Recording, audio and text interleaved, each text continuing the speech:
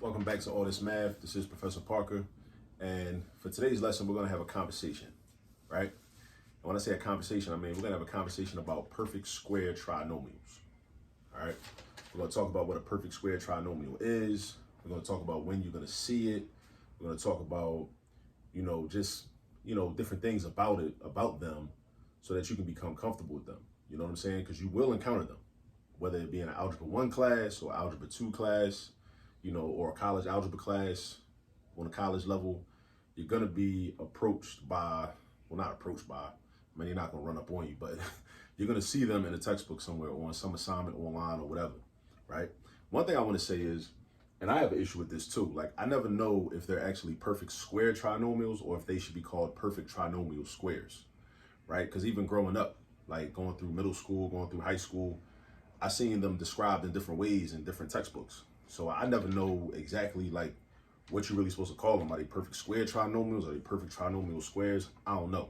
Either way is cool, because it speaks to like what we're dealing with. And that's another thing. I want to talk about language also, because if you understand the language in math, then that makes the math a lot easier, right? A lot of times we don't know the language, we don't know the vocabulary, and a lot of times us as teachers, we take for granted that students, we think that the students know the vocabulary, but a lot of times y'all don't know the vocabulary. So we're going to talk about the vocabulary too. For example, what is a perfect square, right?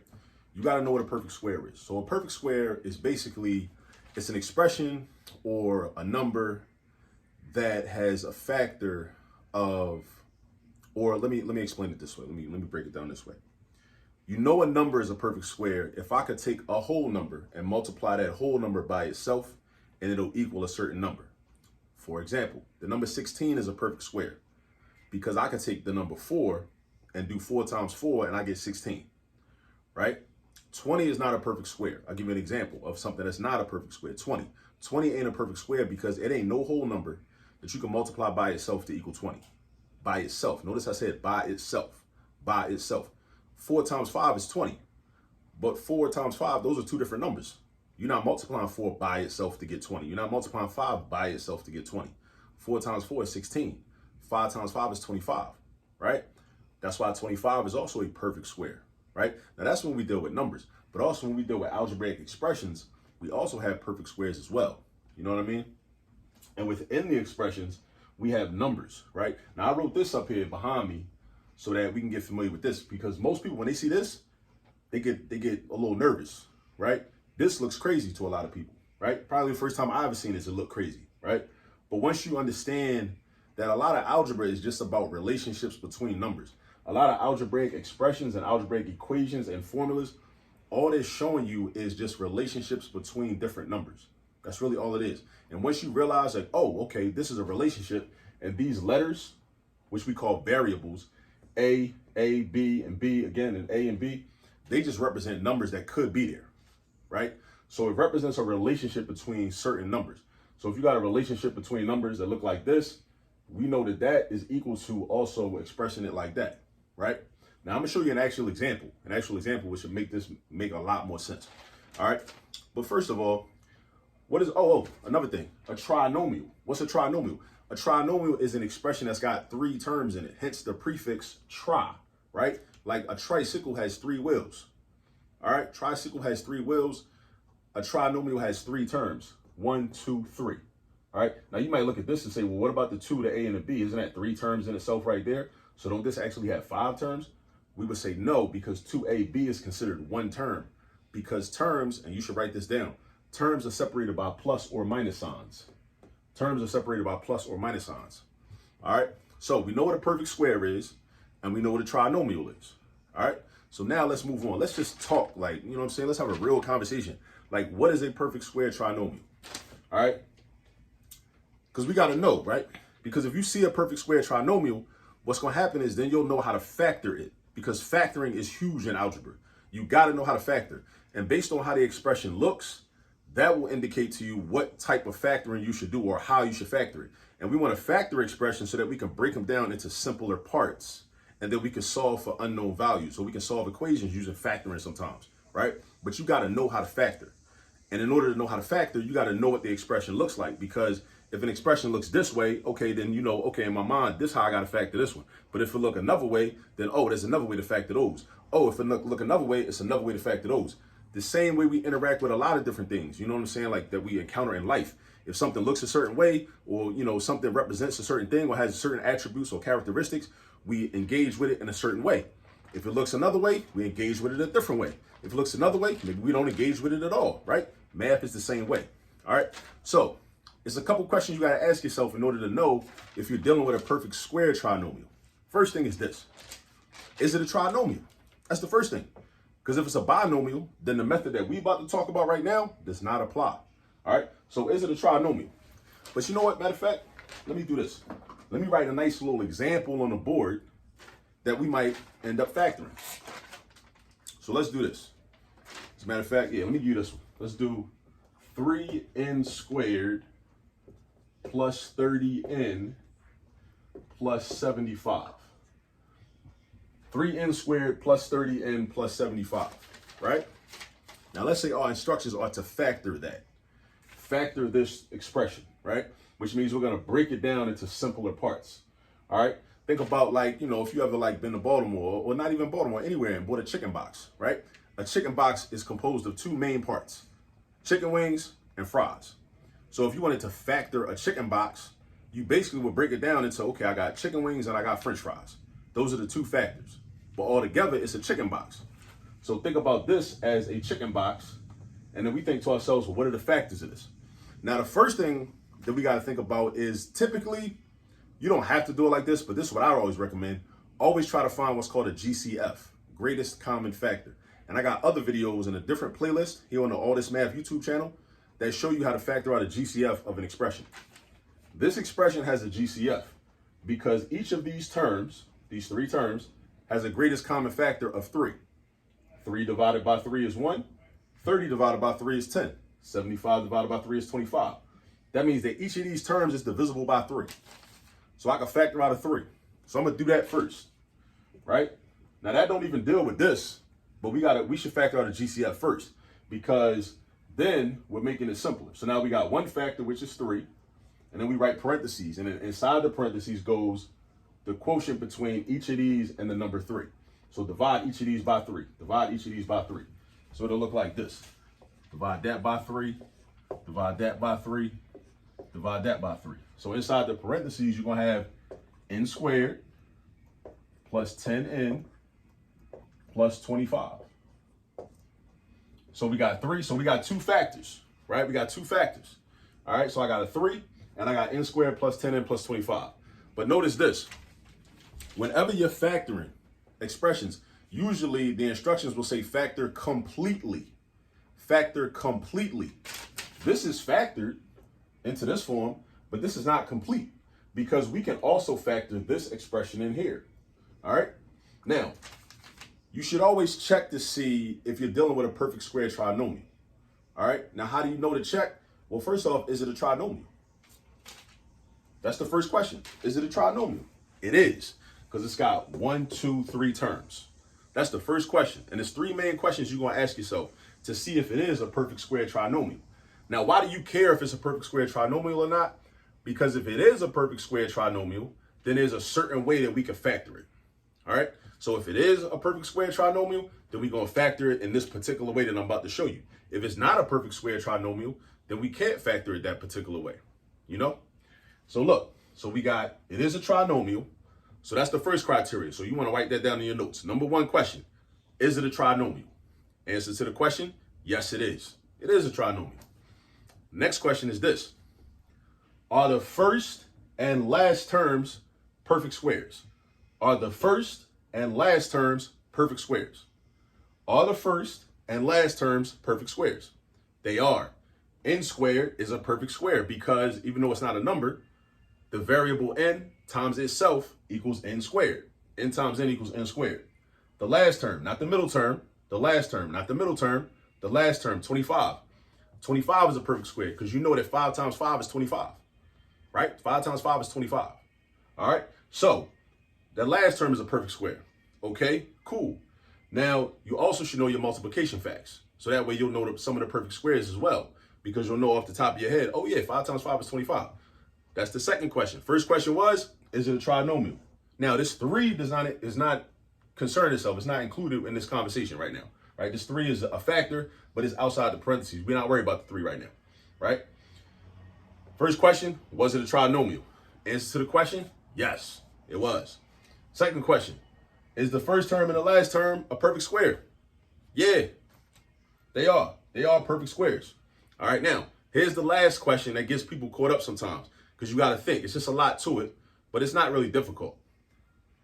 Question is this. If I take the square root of the first term and the last term, the square root, now you got to know what a square root is, right? The square root of n squared is n, right? Those are the numbers or the terms that you multiply by themselves to equal the perfect square. You got perfect squares, you got square roots. Square root times square root equals perfect square, all right? Perfect square divided by square root equals square root, all right?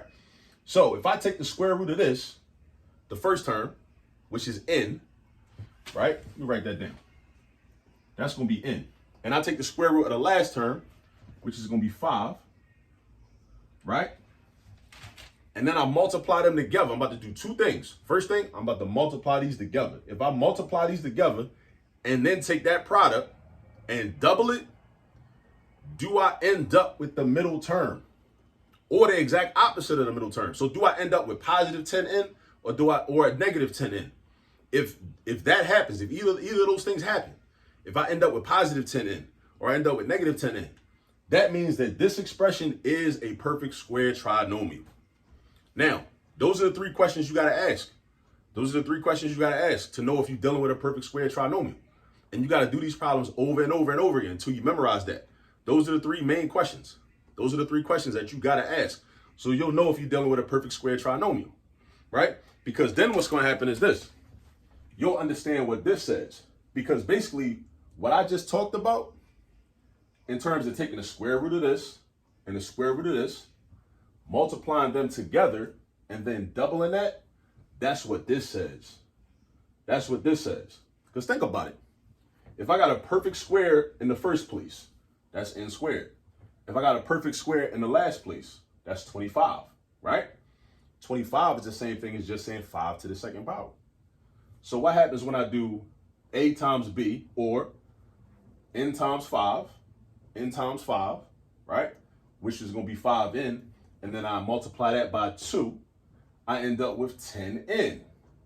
So this expression right here, this represents what a perfect square trinomial is.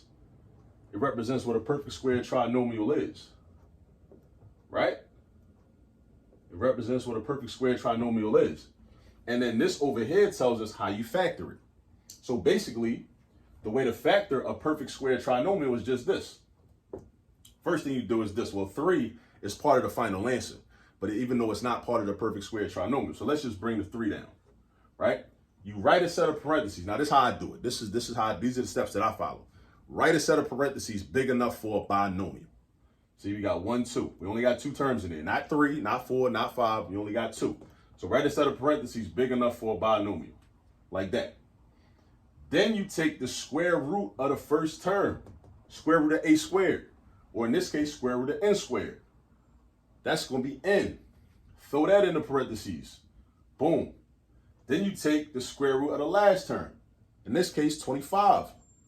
You throw that in there. Throw that in the parentheses in the second slot, or the second position. Now, the question should be, next question is, should I put a plus sign or a minus sign in between the n and the 5? How do I know? I go to the original expression and look at the middle term. If the middle term had a plus sign in front, then you're going to keep a plus sign. If the middle term had a minus sign in front, then you would have a minus sign. So plus, if it was a minus, this will be a minus. Plus, minus, minus. This is a plus sign. So you're going to keep a plus sign, right? The last step, notice how this got an exponent 2 up here. So we're going to have an exponent 2 up here. And now we're done. We have just factored a perfect square trinomial. Draw your box around it. All right. Now, if you wanted to check your work, then all you would do is this. You could expand n plus 5 squared. So you'd have 3 times n plus 5 times n plus 5. And then you could either do 3 times n plus 5, and you'd get 3n plus 15. And then multiply that by n plus 5. using the FOIL method, right? So it would look like this. Basically, let's say I want to check my work, right? Now, if I check my work and multiply this out, it should equal what we started with from the beginning. 3n squared plus 30n plus 75. It should equal that, right? So let's do this. Now, this is what you're not going to do, right? You're not going to just distribute the 3 into the n plus 5 because that violates. Don't violate, right? Don't violate the order of operations. Respect the order of operations. Don't violate the order of operations because this exponent out here means that you got to, PEMDAS or PEDMAS, because you don't always do multiplication before division. Let me throw that out there too. Every chance I get, I throw that out there because people argue about that all the time, right? Because they don't really understand the rules of order of operations. So this means you got to apply the exponent first before you do any multiplication. So before you do 3 times anything in the parentheses, you got to apply the exponent in order to follow. That's how we follow order of operations. So think about it like this. 3 times n plus 5 times the quantity n plus 5. Right? Now, this is us checking our work because if I multiply this out, it should equal what I started with. And if that happens, that's proof that this answer is correct. We want to prove that our answer is correct. So I got options. I can either distribute the 3 in here. And another thing, don't distribute the 3 into both parentheses. Don't do that. A lot of people make that mistake all the time. They see a 3 and they see parentheses. They're like, oh, let me multiply the 3 into the n plus 5 and into the other n plus 5. No, don't do that. You only have one 3. Once you multiply this 3 into n plus 5 or distribute it, it's been used. It's done. It's gone. Basically, right? Nice little breeze blowing in here, right? So now, I'm going to do that. I'm going to do 3 times n plus 15. Because 3 times n is 3n. 3 times 5 is 15. And then I'm multiplying that by n plus 5. Now, some of you, if you already took Algebra 1 or Algebra 2, your teacher might introduce you to something called the FOIL method. The aluminum foil, like the foil you wrap up your plate with after you go to the cookout or whatever. You take a plate to go home or whatever, right? FOIL. FOIL stands for first, outer, inner, last. I got some videos in another playlist on how to use the FOIL method if you want to brush up on those skills, all right? So FOIL. So I'm multiplying the first terms. First position, 3n times n. Or another way to think of FOIL, because some people get confused by it, you might want to think about it like this. All it means is that the first term in this binomial must be multiplied by every term in the second binomial. And then the second term in this binomial, 15, must also be multiplied by every term in the second binomial. And then that means everything has been multiplied by each other. And then you can simplify by combining like terms. Make sure you understand how to combine like terms. I have a playlist on combining like terms. If you need to brush up on that, then check that out. So I got 3n times n, which is 3n squared. Then I got 3n times 5, which is 15n. Now I'm finished with the 3n. Now I go to the 15. I'm multiplying 15 by everything in this binomial. So I got 15 times n, which is 15n. And I got 15 times 5, which is 75. Now I've multiplied everything that needs to be multiplied. Now what I got to do is, right, I got to combine like terms. Boom, boom. So now I got 3n squared plus 30n plus 75. Now, is that what we started with? I think it is. 3n squared plus 30n plus 75. So that's proof that this is a correct answer. So just understand that factoring and multiplying are the exact opposites. Factoring and multiplying are the exact opposites, right? Because when you factor something, you're breaking it down into separate parts. Like we talked about a chicken box earlier. You take a chicken box, you break it down into separate parts. Chicken wings, fries. All right? Now, that's factored. Chicken wings over here, fries over here. But if you want to put it together, put the chicken wings and the fries together in the same box, now you got the chicken box. All right? So you factor it, take it apart, multiply it together, put it back together as one unit. That's all we got going on here. You know what I'm saying?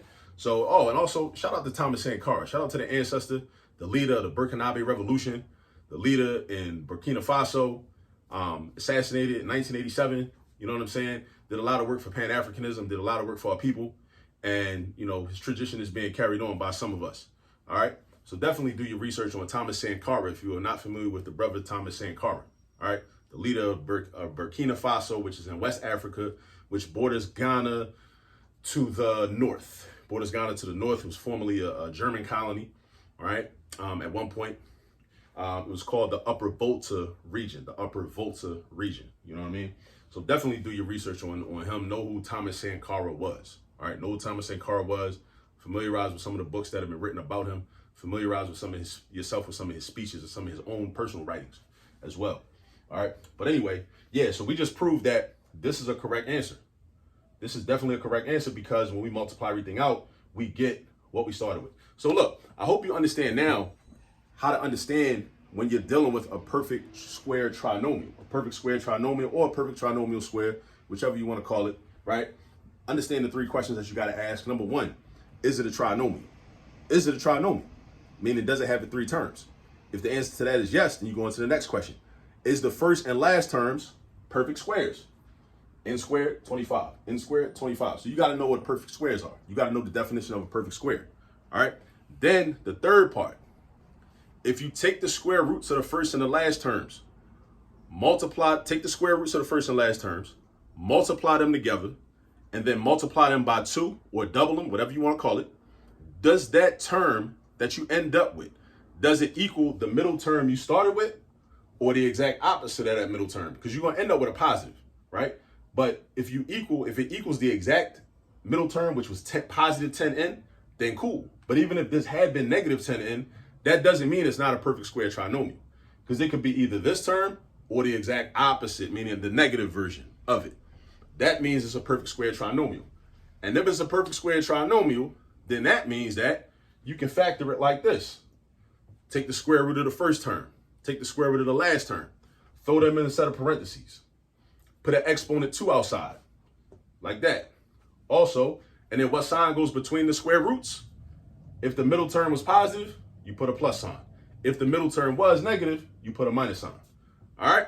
So I was trying to be real thorough in this video. That's why this video was over 20 minutes long. I was talking about a lot, but I hope that you're more comfortable with perfect square trinomials and just understanding what they are. Because like I said, there are different ways of factoring that we will employ depending upon what the expression looks like. So if you see a perfect square trinomial, then you know how to factor it. Now, you don't have to factor it this way, right? We could have factored this a different way, right? Using what some people call the reverse FOIL method, right? But the perfect square trinomial method is like a shortcut. It's also one of what we call the special products in algebra, right? It's called a special product, right? Because whenever you have a relationship between numbers and variables that looks like this, it's always equivalent to this, right? Taking whatever the A value is and whatever the B value is, or the A value and the B value, taking them and putting them in parentheses as a binomial, and you putting the exponent 2 outside.